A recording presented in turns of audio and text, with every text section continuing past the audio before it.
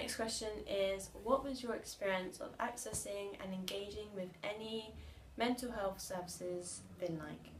To be fair, I think I've been pretty lucky because I've been to a lot of different services now, and although they haven't been the best, at least I've had access to those services, because I've known a lot of people where they've tried to get access to services but they haven't been able to, or they've been rejected, or they haven't been enough spaces.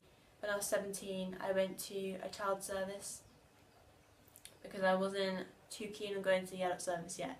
So I went to the child service, and then from 18 and a half, because I went late, it was 18 and a half, I went to the adult service.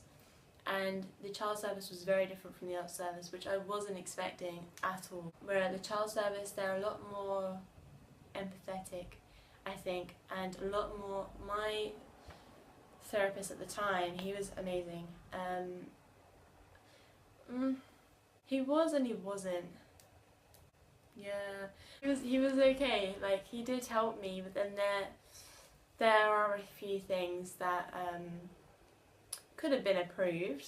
I didn't like how I was treated almost like a kid.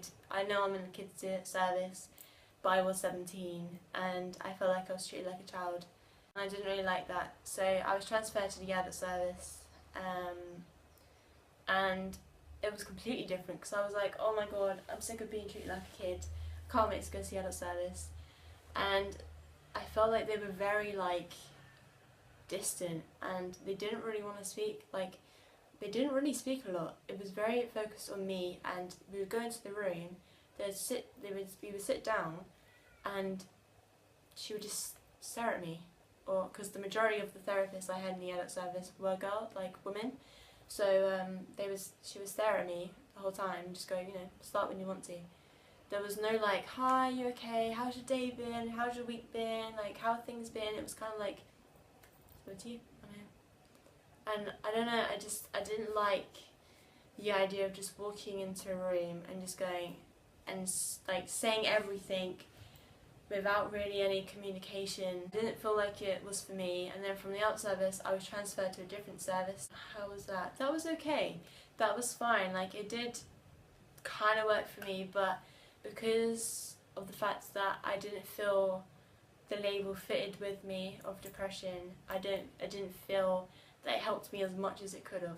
But it did have some impact. I've forgotten the question. What is my experience on accessing and engaging in mental health services? Okay. In the adult service, it wasn't okay. I didn't feel any engagement whatsoever. In the other service I was sent to for depression, there was a lot of engagement, and the therapist really, really tried to help me. He tried to do everything he could. He was a very good person, so I have no complaints whatsoever about that. Then I was transferred to a different service, and it was okay, like, it wasn't that bad. From there I was transferred to another place. I'm not allowed to really, I don't think I'm allowed to name like specific places, so it's hard to really say, but engaging in the services, it hasn't been that hard. Like, the people I've seen, I've been very lucky where I haven't really seen any horrible people apart from in the child service. And that was really the only time that I saw really like not nice people. And then I saw a few horrible people in the adult service, but it wasn't because they were horrible people, just because they didn't engage with me. I just didn't feel there was a connection, and it just felt like I was talking to a brick wall. Accessing the service, I had a long waiting list time for all of the places I've been to, but that is kind of, I understand, like, I was never really angry about how long I had to wait, because I know that there is a massive problem with accessing services, and there is a lot of people that need the services, and there have been cuts to the NHS and to the mental health department. So I was very, and I've always been very aware of the fact that there will be long waiting list times, and I was always told by my therapist that I was seeing at every single time that there would be a waiting time, and just for me to be like understanding of it. I did wait a long time, and the longest I probably waited, which was recently, and I've only just got access to the right service now for me, but I waited about a year and a half.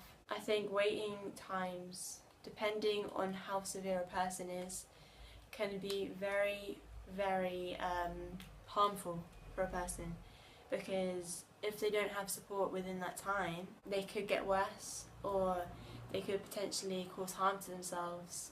And for me, this past year and a half has probably been the hardest it's ever been, to be fair, because a lot of changes have happened in my life, and also because I haven't had the support there. Accessing services is I think a massive issue anyway, but for me, I've had to wait a long time to get access to the services, and especially to the right services. The majority of the time, I'm spending the time on the waiting list, where I'll wait like 7 months and then I'll go and see the therapist.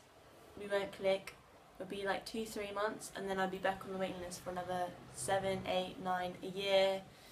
And then I'll see them, we won't click, and then I'll be back on the waiting list again.